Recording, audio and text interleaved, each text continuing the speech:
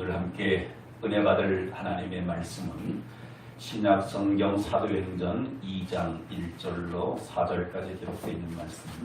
영상으로 예배하시는 분들은 성경 본문을 직접 찾으시고요. 예배당에서 우리 예배하시는 분들은 자막을 띄웠으니까 앞에 보시면서 함께 합독하도록 합니다. 사도행전 2장 1절로 4절의 말씀입니다. 함께 우리 앞에 주목하시고 합독합니다. 시작!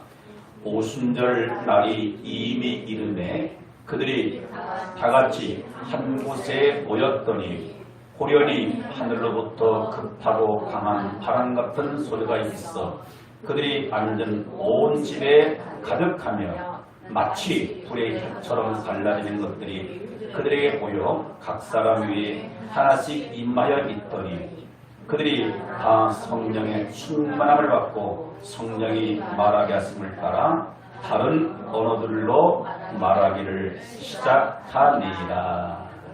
아멘. 오늘 하나님께 예배하고자 나온 여러분들 주의 이름으로 환영하고 사랑하고 축복합니다. 오늘 우리 주님께서 예비하신 크신 은혜가 사모하는 여러분 심령 가운데 넘치기를 주의 이름으로 축원합니다. 오늘은 함께 읽은 이 본문 말씀을 중심으로 해서 성령이 말하게 하심을 따라 이러한 제목으로 함께 은혜를 나누고자 합니다. 여기 그 뒤에 배경 보면은 비둘기 한 마리가 이렇게 있죠, 그죠? 비둘기는 어떤 성령의 어떤 그 임재를 그렇게 상징하는 새이기도 합니다. 오늘 아침에 예배를 드리기 위해서 이렇게 예배당으로 들어오면서 복도에 들어서는데 비둘기 한 마리가 그렇게 그냥 갈 바를 알지 못하고 퍼덕이는 거예요. 그래서 안타까운 나머지 저 비둘기를 밖으로 탈출시켜야 하는데 어떻게 할까? 얼마나 나름대로 힘들어할까? 보니까 지난 주일날 아마 그 열린 창문을 통해서 들어왔는데 갈 바를 알지 못하고 한 주간 내내 그렇게 고생한 것 같습니다. 그래서 지난 주일 제가 저거를 어떻게 간에 탈출하도록 도와줘야 하는데 생각을 했었어요.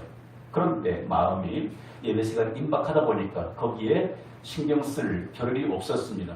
근데 보니 비둘기 한 마리가 오늘까지 그냥 창문을 통해서 빠져나가려고 퍼덕퍼덕 하는 거예요. 그래, 다른 것은 둘째치고 일단 저 새 한 마리를 좀 자유케 되겠다 싶어서 한쪽 창문을 열어놓고 가까이 가니까 두려워하고 더 퍼덕이는 거예요. 그래서 손을 대기 거려서 옆에 있는 이 우산을 가지고서 창문 쪽으로 그렇게 몰았어요. 조금 있다가 열린 창문을 통해서 밖으로 창문을 향해서 날아가는데 제 마음도 후련하더라고요. 말 못하는 저 미물이 한 주간 얼마나 그렇게 고생을 했을까.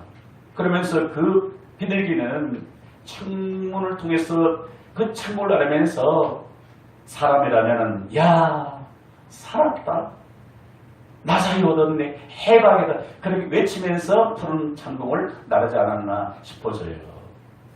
여러분, 비둘기는 스스로는 아무리 발버둥 쳐야 들어올 때는 지 마음대로 어떤 공간을 통해 들어갈 때 나갈 때는 나갈 수가 없는 거예요. 누군가의 도움이 있어야 되는 거죠. 그러면 생각하기를 우리 인생이 살아가면서 수많은 문제에 갇혀서 거기에서 빠져나가기 위해서 얼마나 애쓰고 노력합니까? 그러면 그럴수록 더 침체 늪으로 빠져들어가게 되어지고 그러면 그럴수록 더 문제에 꼬여서 결국은 낙심낭망좌절 포기하는 일들이 있지 않겠습니까? 이렇게 인생의 문제를 스스로 해결할 수 없을 때 어떻게 가능하겠습니까? 내가 곧 길이요 진리요 생명이니 그 예수님을 만나게 되면 그 예수님을 통해서 모든 문제 가운데서 해결받게 되어지고 자유케 되어지고 해방되는 믿습니다. 아멘. 우리 예수님 죄와 사망의 법에서 우리를 자유케 하셨습니다. 아멘. 오늘 귀한 복된 주의 날 예배하러 나온 여러분들, 뭔가 한 주간 여러분들의 힘으로 해결해 보기 위해서 애썼던 그런 부분들 해결가 안 되는 거 있지 않겠습니까? 그것이 꼬여있는 관계의 문제일 수도 있고요. 내 힘으로 도저히 어쩔 수 없는 경제적인 그런 압박일 수도 있고, 또 어떤 영적인 그런 부분일 수도 있지 않겠습니까? 혹은 병원에서도 어찌할 수 없는 의사도 두 손 들었던 그 질병의 문제일 수도 있습니다.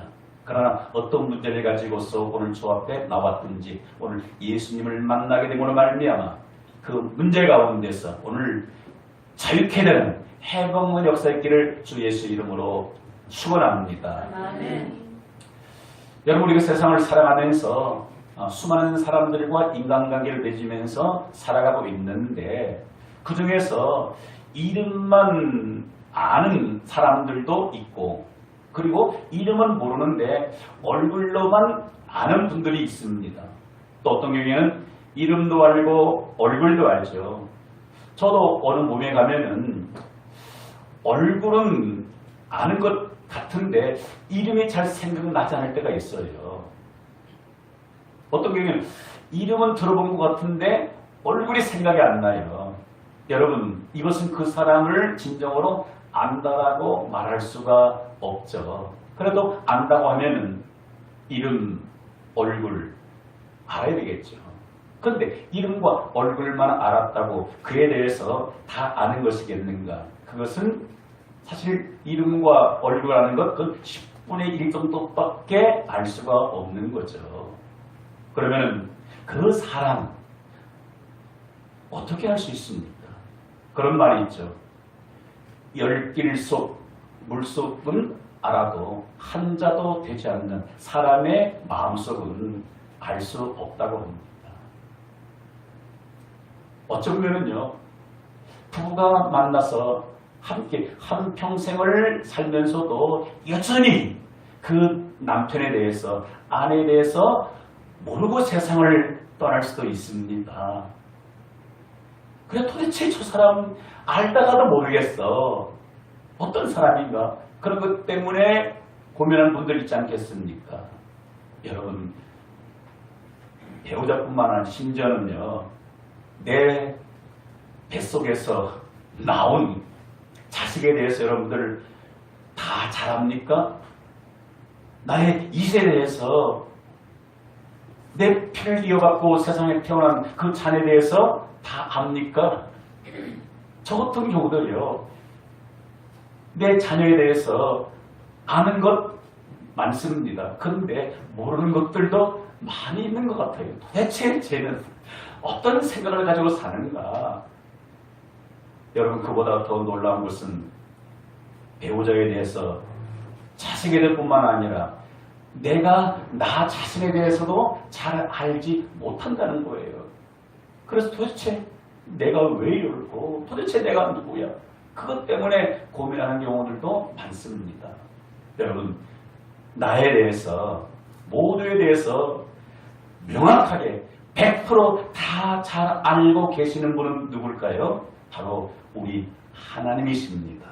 하나님은 나보다도 나를 더 잘 아시는 분입니다. 그러면 그 사람이 그나마 어떤 사람인가 어느 정도 알려고 하면 무엇을 통해서 알 수 있습니까? 많은 부분을 통해서도 알 수 있겠지만 깨달아지기를 그 사람의 입을 통해서 나오는 그 말, 언어를 보면은 나름대로 그 사람에 대해서 평가가 나오게 되어집니다. 왜 그런가 하면 이 사람의 언어는 그 사람의 인격입니다. 그래서 말은 그 사람의 인격이라 해도 지나친 말은 아닐 거예요. 그래서 그 사람과 함께 만나서 오랫동안 이야기하면서 그 입에서 나오는 말을 통해서 그 사람의 그 됨됨이를 알 수가 있는 거예요. 여러분, 예수님께서도 그렇게 말씀하셨습니다. 마태복음 7장 16절 이하에 그들의 열매로 그들을 알지니 가시나무에서 포도를 또는 엉겅퀴에서 무화과를 따겠느냐. 이와 같이 좋은 나무마다 아름다운 열매를 맺고 못된 나무가 나쁜 열매를 맺나니. 우리는 나무를 볼 때 이게 무슨 나무야? 잘 몰라요. 그런데 그 나무에서 맺힌 열매를 보면 아하, 이것이 사과나무가 아니라 배나무였구나. 이것이 파인애플 나무가 아니라 이것이 바나나나무였구나 라고 평가할 수 있는 거예요. 그래서 그들의 열매로 그들을 알지니, 그럼 우리 사람에게서 어떤 열매를 통해 그 사람을 알 수 있습니까? 그 입에서 나오는 말이 그 사람의 열매인 겁니다. 예컨대 그 사람의 건강 상태에 대해서, 나의 건강 상태에 대해서 알 수 있는 것은 물론 외모만 봐서도 어느 정도 알 수 있죠. 눈빛을 통해서도 혈색을 통해서도 알 수 있지만 그것까지 것은 다 알 수 없는 거예요. 정확하게 내 건강 상태가 양호한가 불량한가 알기 위해서는 병원에 가서 종합 검진을 해보면 여러 가지 검진 있잖아요. 여러분들이 뭐 2년에 한 번씩 혹은 뭐 1년에 한 번씩 하는 여러 가지 검진을 받게 되면은 그 검진 데이터 결과를 통해서 아하, 내 건강이 괜찮구나, 아니면은 내 건강이 지금 위험한 상태에 있구나 라는 것을 알 수 있는 거죠. 저도 제가 지난주에 잠깐 말씀드린 것처럼 제 어떤 그 심장의 어떤 나름대로 뭔가 느낌이 좋지 않아가지고 우리나라에서 제일 알아주는 그 심장 전문병원에 가가지고 여러 가지 정밀 검사를 다 했습니다. 그래서 지난 주간 목요일 날 가서 그 검진 결과를 담당 그 내과 심장내과 과장님 의사와 함께 그렇게 그 컴퓨터 데이터를 보면서 이야기하면서 피검사, 소변검사, 또 심전도 검사, 엑스레이 검사, 그 다음에 심장 초음파 검사, 또 심장 그 CT 검사 다 촬영 결과 어떻게 판정받았겠습니까?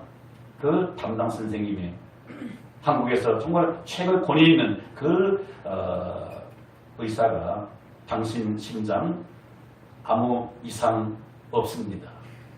건강합니다. 약도 필요 없습니다. 혹 궁금하면은 5년 후에 다시 한번 그렇게 검진을 받아보세요. 왜? 5년 후에는 또 어떻게 될지 모르는 거잖아요. 그러니까 제 마음 어떻습니까? 편안한 거예요. 여러분, 그렇습니다. 검사를 받아보야 건강 상태를 알 수 있는 것처럼, 그러면은 내가 어떤 사람인가, 상대가 어떤 사람인가, 무엇을 통해서 알 수 있다고요? 그 사람의 입을 통해서 나오는 언어를 통해서 알 수가 있는 거예요.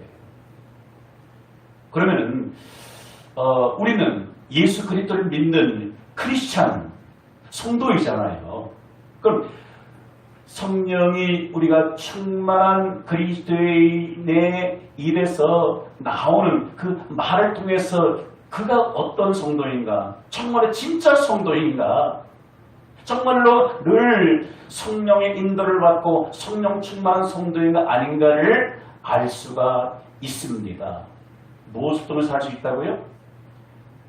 예수 믿는 성도의 입에서 나오는 말을 통해서 알 수 있다 하는 것을 오늘 말씀을 드리고자 합니다. 오늘 본문 말씀을 잠깐 들어보십시오. 오늘 이 사도행전 그 2장 1절로 4절까지의 말씀은 예수님께서 부활하시고 40일 동안 계시면서 이제 승천하시기 전 많은 무리들 앞에서 마지막 설교를 하시게 되어집니다. 거기에서 가장 핵심적인 것이 무엇이겠습니까? 너희가 몇 날이 못 되어 성령으로 세례를 받게 될 것이다. 그래서 그 예수님의 말씀을 듣고 사모하여 한 곳에 모여서 기도했던 무리들이 한 120명 정도 됩니다. 예수님의 부활과 승천을 두드러 목격한 사람은 한 500여 명 됐는데 380여 명은 뭔가 그렇게 일이 많고 바빴던가 주님 말씀을 듣고도 그냥 가정으로 다 일터로 돌아갔어요. 근데 그 중에서 은혜를 입었던 120명은 마가 요한의 다락방에 올라가서 함께 기도하는 데 전혀 힘을 썼습니다. 그리고는 열흘이 지나서 오순절날이 이르렀을 때 하늘에서 성령이 모인 모든 사람들 각 사람 위에 임하게 되어집니다. 마치 불이 혀같이 갈라지는 그런 것처럼 성령이 임했다라고 성경은 말씀하고 있습니다. 그런데 모든 각 사람에게 성령이 임하게 되니까 성령을 충만함을 받고 나니까 첫 번째 나타나는 현상, 열매가 무엇이었는가? 오늘 읽었던 말씀 사도 2장 4절 너무 중요합니다. 저는 2주 전 새벽 기도 때 이 말씀을 듣는 순간 내 안에 불이 임하는 것이 느껴졌어요. 야, 바로 이것이구나. 어떤 말씀인가? 우리 4절 같이 시작. 그들이 다 성령의 충만함을 받고 성령이 말하게 하심을 따라 다른 언어들로 말하기를 시작하니라. 할렐루야. 다른 언어들로 말하기를 시작하니라.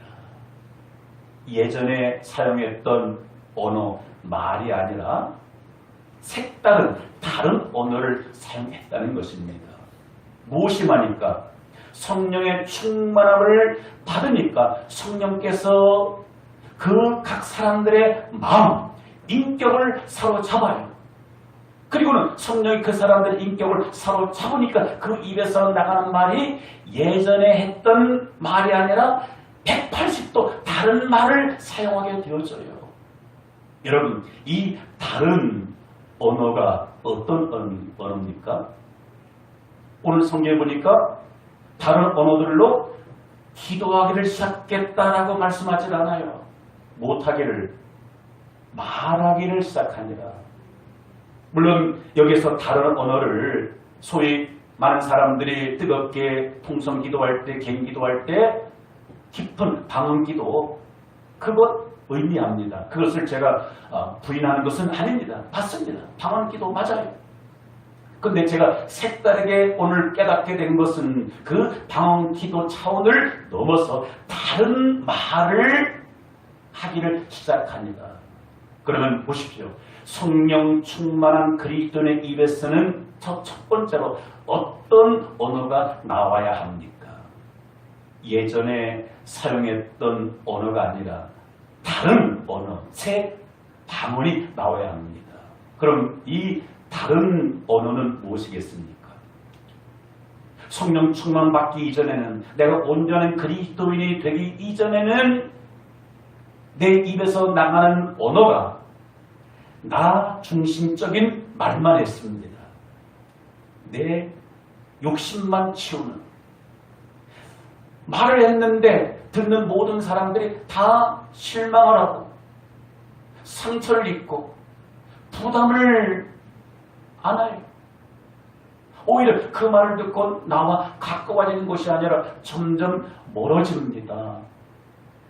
이러한 언어를 사용했던 그리스도인이 성령의 충만함을 받게 되면은 내 입에서 예전에 사용되었던 그런 언어는 스톱! 끝나게 되어지고 뭐예요? 새 언어, 새 사람의 말을 하게 된다는 놀라운 사실인 거죠. 여러분, 내가 나름대로 자칭 나 성령 충만한 그리스도인이야 하고 하면서 매일 만나는 사람들과 대화하면서 내 입을 통해 나가는 말 때문에 아픔과 고통과 상처와 부담을 준다는, 이거는 뭐예요? 성령 충만한, 그거는 믿을 수가 없는 거예요. 성령 충만한 남편은 아내에게 어떤 언어를 사용합니까? 아내가 들었을 때, 남편이 들었을 때 너무 행복해. 너무 기분이 업이 되어져요. 이 말씀을 저는 묵상하면서 내 자신이 지난날 나름대로 내가 목사야. 성령 충만한 목사야. 크게 소리치고 했지만은 실상 이 말씀을 통해 과거에 제 삶을 돌이켜보니까 성령 충만한 목사가 아니었더라고요. 왜? 아내와 함께 생활하면서 내가 했던 말 때문에 아내에게 소망, 위로, 그 마음을 행복하게 한 언어보다도 오히려 목사 입에서 내뱉은 그 언어 때문에 아내가 실망을 안고 상처를 받고 오히려 몸이 병들었던 그 모습 보면서 아, 이건 내가 잘못된 언어를 사용했구나. 그러면 지금 보니까 하나님께서 이렇게 성령의 은혜를 줌으로 인해가지고 저 자신 예전과는 그렇다고 완전히 초대교회 성도들과 같은 그런 놀라운 변화 안 달지라도 차츰차츰 조금씩 다른 언어를 제가 사용하는 것을 보면서 저 자신이 놀래요. 어떤 언어? 아내에게 들려주는 이야기를 통해 아내가 부담을 갖지 않고 너무 좋아해요. 너무 편해요. 여보는 요즘 나 너무 좋아. 그렇게 애 안 써도 돼. 기도는 내가 할 테니까 그냥 쉬고 싶으면 쉬어. 이 말을 들은 아내가 마음이 평안하다. 여러분, 내가 내 입에서 나가는 말이 내가 보기에 아무리 옳아도 그 말 때문에 그가 병들었어요. 신령이 상했어요. 이거는 성령에 따라서 말하는 것이 결코 아닌 거죠. 목사가 오늘 이 강단에 서서 말씀을 전하는데 매주마다 말씀을 전하는 거잖아요. 이 전한 말씀 때문에 시험 들어서 교회를 안 나와요. 가정에 가자마자 부부싸움이 일어났어요. 그럼 제가 성령 충만한 설교를 한 것이 결코 아닌 겁니다. 제가 오늘 성령 충만한 말씀을 여러분들에게 전했는가 안 했는가는 어떻게 할 수 있습니까? 오늘 목사님이 전해주는 그 말씀을 통해서 내 마음이 너무 업이 됐어요. 행복해요. 빨리 집에 가서 나를 기다리고 있는 남편을 위해서 진성찬을 차려야 되겠다. 우리 힘들어하고 있는 아들, 딸을 내가 가서 안아줘야 되겠다. 내가 잘못했다고 면해야 되겠다. 그렇게 말해야 되겠다. 이러한 반응이 있다면 여러분들은 은혜 받는 자입니다. 그러면서 여러분들의 지나온 삶을 한번 돌이켜보십시오. 나는 교회 중직자의 직분을 가졌고 신앙생활 5년, 10년, 20년, 30년 평생 해왔는데 매일 반복해서 만나는 사랑하는 가족들에게, 직장 동료들에게, 늘 지인들에게, 어린아이들에게 늘 아픔과 상처, 부담만 줬다면 이것은 성령 충만한 그리스도의 모습이 결코 아닌 거죠. 그래서 초대교회 이 성도들이 다 성령의 충만함을 받고 다른 언어, 과거에 남에게 부담과 아픔과 상처를 줬던 언어가 아니라 새로운 언어를 상대될 때에 초대교회 성도들이 어떻게 합니까? 모든 사람들에게 칭송을 받게 되었더라. 칭송받는 그리스도인이 되었던 거예요. 여러분, 우리 예수 믿는 사람들이 왜 세상에 나가서 안 믿는 직장 동료들에게, 안 믿는 일가 친척들에게 그렇게 칭송을 받지 못합니까? 이 입술의 변화가 아직 바뀌지를 않았기 때문인 거예요. 때로는 우리의 입을 통해 나가는 말 때문에 불신자들이 더 시험당하는 일들이 얼마나 많습니까? 아니, 목사가 그런 말을 할 수가 있어? 아니, 장로님이 대가리 어떻게 그런 말을 해? 어떻게 교회 나가는 성도가 그런 말을 할 수가 있어? 교회를 나가려 했다가도 마음을 접을 수 있지 않겠습니까? 그래서 여러분, 오늘 이거 너무 중요합니다. 성령의 충만함을 받고 성령이 말하게 하심을 따라 다른 언어들로 말하기를 시작합니다. 그래서 성령이 충만하게 되면은 남에게 어떤 말, 듣는 이들에게 은혜의 말, 감사의 말.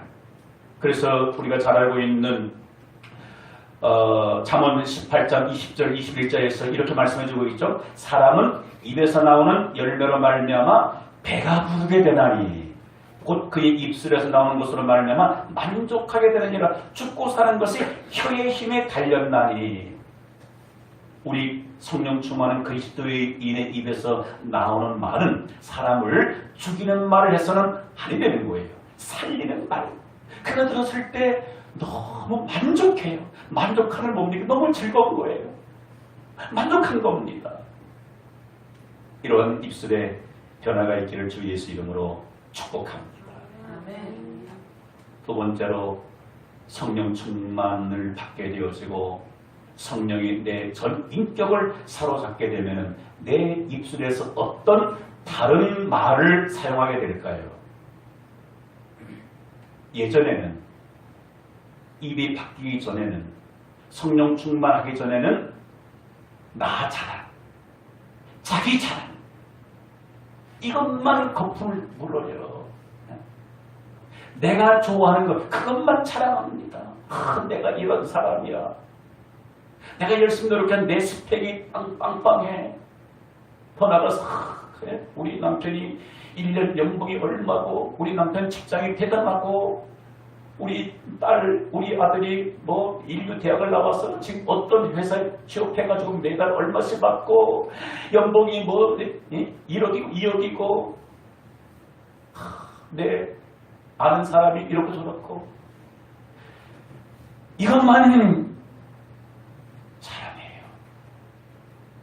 그런데 놀라운 것은 성령에 충만하여 성령에 사로잡히게 되면은요 입에서는 다른 것은 자랑하고 싶어도 자랑이 안 나가요. 무엇만 자랑하겠습니까? 따라서 오직 예수님만 자랑하게 됩니다. 예수님이 좋은 걸 어떡합니까? 예수님이 좋은 걸 어떡합니까? 아멘. 여러분 사람 어쩔 수 없이 좋은 것을 말하게 되고 좋은 것을 자랑하게 되는 거죠. 그렇죠? 어디 가서 어느 식당에 가서 음식이 너무 맛있고 좋았어요. 그럼 나도 모르게 그 식당 그 메뉴를 자랑하게 되는 거예요. 내가 몸이 아파서 그 약을 먹고 나았는데 아픈 사람 보면은 그 약 먹어 그 약 먹어 그 약 먹어 약을 자랑하는 거예요. 이거 일반적이지 않겠습니까? 여러분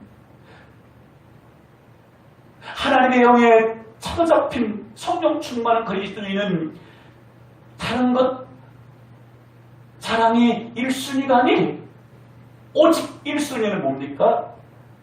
나 위하여 십자가에 피 흘려 죽으시고 나를 죄에서 건져주시고 나를 하나님 백성 삼아주시고 날마다 은혜의 은혜를 더해주시는 그 주님을 만나는 사람들에게 자랑하면서 살아가게 되는 거예요. 할렐루야. 그래서 오늘 사도행전 1장 8절에 자 성령이 임하게 되면 어떻게 된다고요? 오직 성령이 너에게 임하시면 너희가 권능받고 예루살렘과 온 유대와 사마리아 땅끝까지 이르러 내 증인이 되리라. 누구 증인 되리라? 예수 증인 되리라. 예수 증인 된다 뭐예요? 예수를 자랑하리라. 왜 성령의 약속을 하셨습니까? 왜 성령 충만을 받으라 합니까? 그래야만이 나를 자랑할 수가 있어. 성령의 능력은 나 자랑 못하고 너를 자랑할 수밖에 없어. 그래서 성령이 충만하게 오순절 마가 요한 다락방에 120명 성도에게 임하니까 그때부터는 뭐예요? 자기 자랑 없습니다.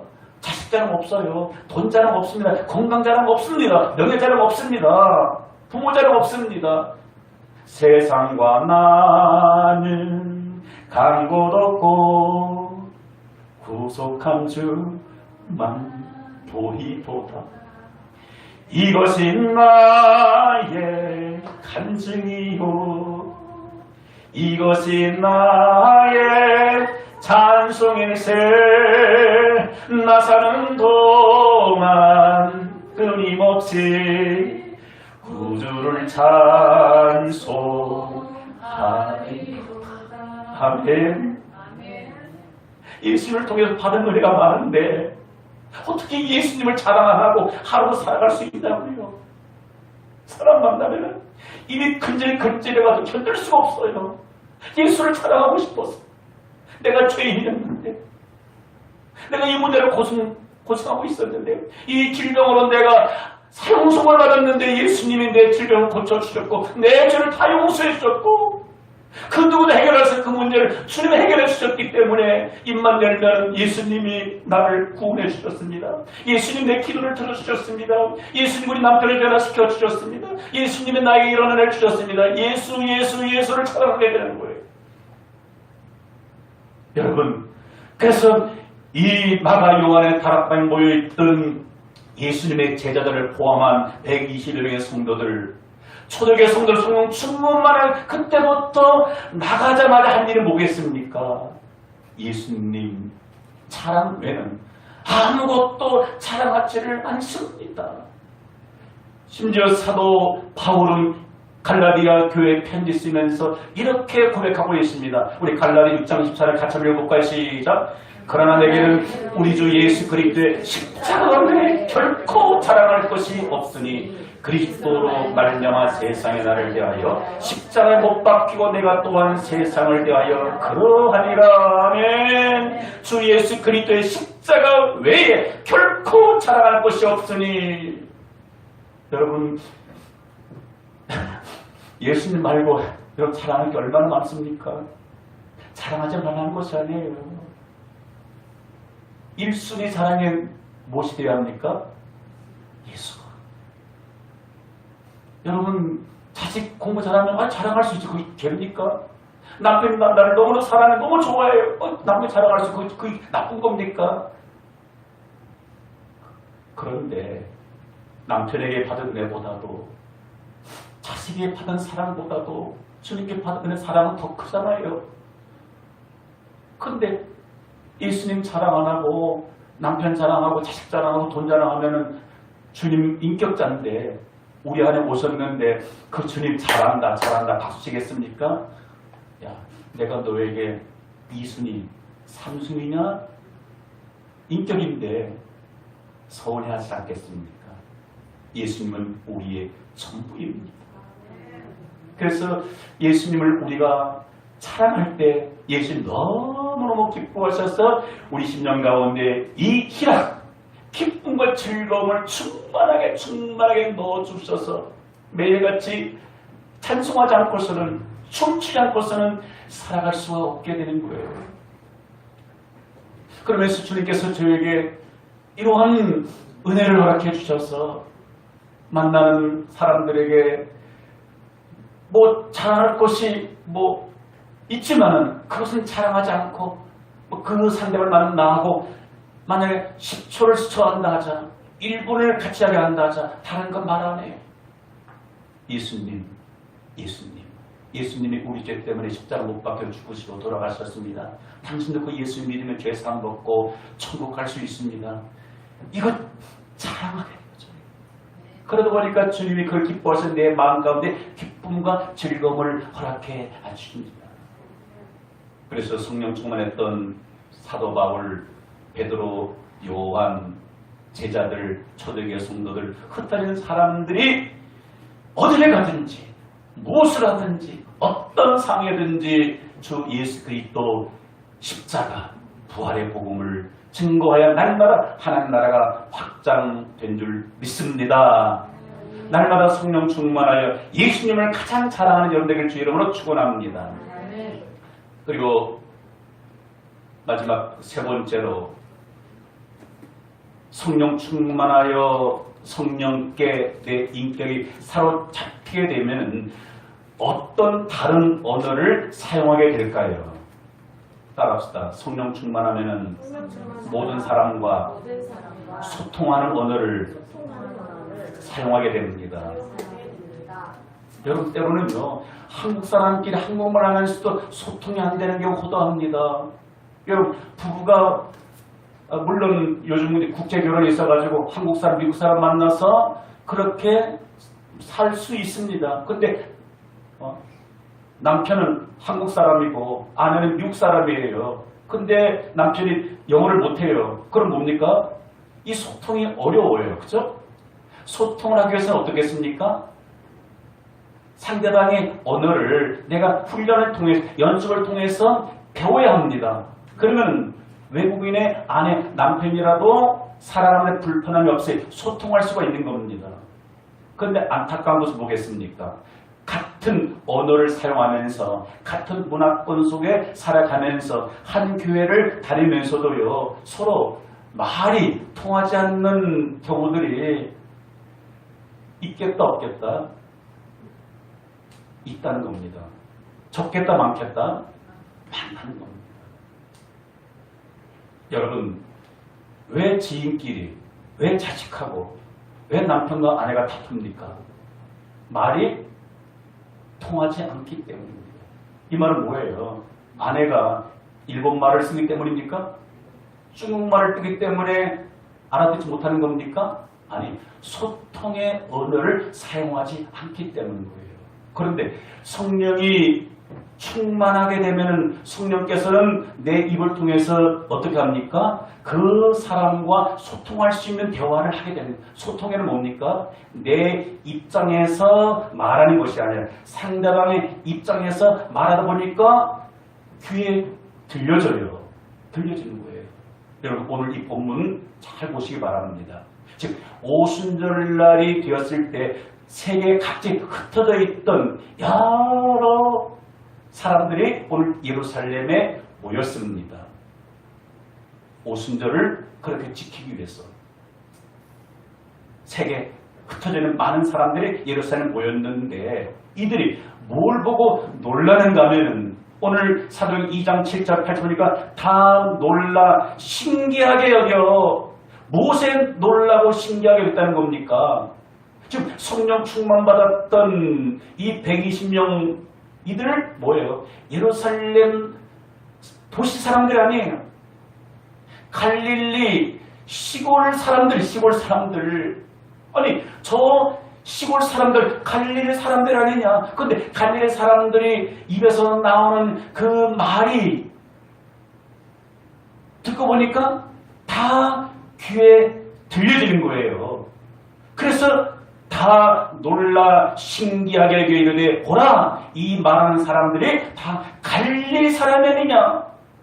우리 각 사람이 난곳 방언으로 듣게 되는 것이 어찌 됨이냐? 여러분, 갈릴리 사람들은 방언을 못합니다. 다른 나라 언어를 구사할 수가 없어요. 갈릴리 자기 말밖에 못하는 거예요. 그런데 세계에서 지금 예루살렘 모였던 그들의 귀에 그 말하는 것이 들려지는 거예요. 그러면 이 갈릴리 사람들이 거기 모이는 세계인들과 어떻게 되는 겁니까? 소통. 무엇이 소통되었습니까? 말이 소통이 되었다는 겁니다. 여러분, 어떤 의미입니까? 우리가 은혜를 받고 성령 충만하고 성령께서 내 인격을, 내 입술을 주관하게 되어지면 내 입에서 나가는 말, 상대방이 다 공감하게, 이해하게 만들어요. 그런데 교회를 다니는데 저 사람 하는 말 도대체 무슨 말인지 알아들을 수가 없어. 우리 아내가 예수 믿는데 집에서 하는 말이 도대체 무슨 말인지 알아들을 수가 없어. 소통이 안 돼. 그래서 입 닫아 조용히 해. 교회 가서 말해. 이건 비정상인 거예요. 여러분, 이해하고 들으십시오. 제가 나름대로 성령 충만하다는 오늘 설교하는데 도대체 목사님 지금 무슨 말 하는 거야? 도대체 무슨 말 하는 거야? 장구대로 하는 거야? 아니면 지금 뭐 도대체 뭐 하는 거야? 뭐 불교 연설을 하는 거야? 이렇게 만약에 여러분 듣는다면은 지금 저 여러분들하고 소통이 되는 거 안 되는 거예요? 소통이 빵점인 거예요. 묻습니다. 제가 오늘 말씀을 준비해서 여러분들에게 전하는 것 여러분들이 귀에 들립니까? 안 들립니까? 들린다는 말이 이게 뭐예요? 아하, 그렇구나, 맞구나, 공감이 되면 뭐예요? 그게 들리는 거예요. 오늘 이 메시지 여러분들 공감이 됩니까? 공감이 되면 아멘 하시기 바랍니다. 오, 바로 그거구나. 이렇게 손뼉을 치면은 뭐예요? 지금 저는 어디에 사로잡힌 겁니까? 성령께 사로잡힌 거예요. 오늘 10년, 20년, 30만에 예배당 처음 나왔는데 그가 오늘 목사의 설교 귀에 들려요. 그럼 뭡니까? 내가 성령의 다른 언어로 사용하기 때문에 그 귀에 들리는 겁니다. 여러분 그렇습니다. 그래서 성령이 충만하게 되어지면은 믿는 사람끼리만 대화가 통하는 것이 아니라 믿지 않는 사람과도 대화가 통해서 나와 가까워지게 되는 겁니다. 성령이 충만하게 되면 믿지 않는 남편과도 재미있게 얼마든지 오손도손 이야기할 수가 있어요. 행복하게 살아갈 수가 있습니다. 왜? 또 성령께서는 그들에게도 들을 수 있는 길을 열어주셨어요. 오늘 성령 충만한 사람은 뭐예요? 지금 세계 도시에 각지에서 모여있는 그들이 아니거든요. 누구만 성령 충만한 겁니까? 마가리만의 다락방에 올라 성령 충만 120명 그들만 충만한 거예요. 그들만 충만한데 세계에서 모인 모든 사람들과도 서로 소통이 되어지는 겁니다. 여러분 지금 우리가 살고 있는 이 사회에 가장 많은 문제는 뭡니까? 서로 소통이 되지 않는다는 거예요. 세대 간에 소통이 안 돼 불통입니다. 젊은 층하고 노년층하고 소통이 됩니까? 이게 문제인 거예요. 계층 간에 소통이 막혔습니다. 빈부 간에 소통이 막혔어요. 지역 간에 교통이 되지 않고 지금 뭔가 막혔어요. 여러분 동맥 막히게 되면 어떻게 됩니까? 잠시 후에 엄청난 사고를 당하게 되는 거예요. 우리 혈관이 늘 뚫려져야 되는 것처럼 모든 사람들과의 관계가 항상 소통이 되어야만이 정상적인 삶이 이루어지게 되는 것입니다.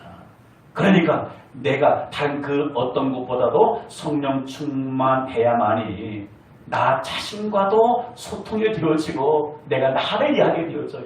아내를 이해하고 배려하게 되어지고 자식과 대화하면서 그래 얼마나 힘들었어 그렇구나 소통이 된다니까요. 근데 너 왜 그래? 너 왜 그것밖에 안 돼? 내가 학교를 안 보냈어. 옷을 안 사줬어. 왜 너 그런 거야? 말이 맞아. 근데 교감이 안 되는 거예요. 은혜가 안 되는 겁니다. 이거 불통인 거예요. 내가 충만하면은요 자식하고도 배우자하고도 친구하고도 교인하고도 직장의 동료하고도 어린아이하고도 여러분 이 동네에 많은 아이들이 있는데 그 아이들하고 저하고 소통이 너무너무 잘 돼요. 그래서 저를 너무 좋아하거든요. 그래서 제가 물어봅니다. 목사님 너희들 만나는 시간 너무너무 행복하고 좋은데 너희들 목사님 만나는 시간이 어때? 물어보는 거예요. 행해라 나 목사님 만나는 거 너무 부담돼 하면 만나면 안 되는 거잖아. 하는 말이 목사님이나 목사님 만나는 사람은 너무나 좋아. 얼만큼 좋아? 하늘만큼 좋아해요. 그래 지나가면 목사님 따라와요. 내 앞에서 신앙 고백도 하고요. 왜? 나이 차이가 손짓볼처럼 어린 아이지만 소통이 된다는 겁니다. 그럼 다 좋은 겁니다. 예. 더 드릴 말씀이 많이 준비되는 오늘은 여기에서 줄이도록 하겠습니다. 이 시간에 우리 함께 해주신 말씀 많이 새기면서 우리 함께 기도합시다. 하나님 그렇습니다. 나는 오늘 말씀을 듣고 보니까 지난 세월 성령 충만한 그리스도인이라고 말은 했는데 실상 내 입에서 나오는 말을 오늘 점검해 보니까 하나님 부끄럽습니다. 그러질 못했습니다. 성령 하나님 오늘 저의 인격을 사로잡아 주셔서 내 입술에 변화를 허락해 주옵소서. 이제는 과거와 다른 내 입에서 다른 말, 다른 언어를 사용하게 하여 주옵소서. 남에게 아픔과 상처와 고통을 주었던 부담만 주었던 그 입술에서 내 입에서 은혜를 끼치는 말, 유익을 끼치는 말, 그 사람을 정말로 행복하게 할 수 있는 감동의 언어를 사용할 수 있도록 내 입술을 주관해 주옵소서. 지난날 예수님을 자랑하기보다는 나에 관련된 것, 자랑거리 만들 그걸 자랑한다고 시간을 낭비했습니다. 성령님, 이제는 내 입술로 한 주간 살아오면서 만난 사람들에게 예수를 자랑케 하여 주옵소서. 모든 사람과 소통의 언어를 사용할 수 있도록 성령의 내 입술을 주관해 주옵소서. 우리 한 마음을 앞서서 기도하겠습니다. 살아계신 하나님 우리 아버지,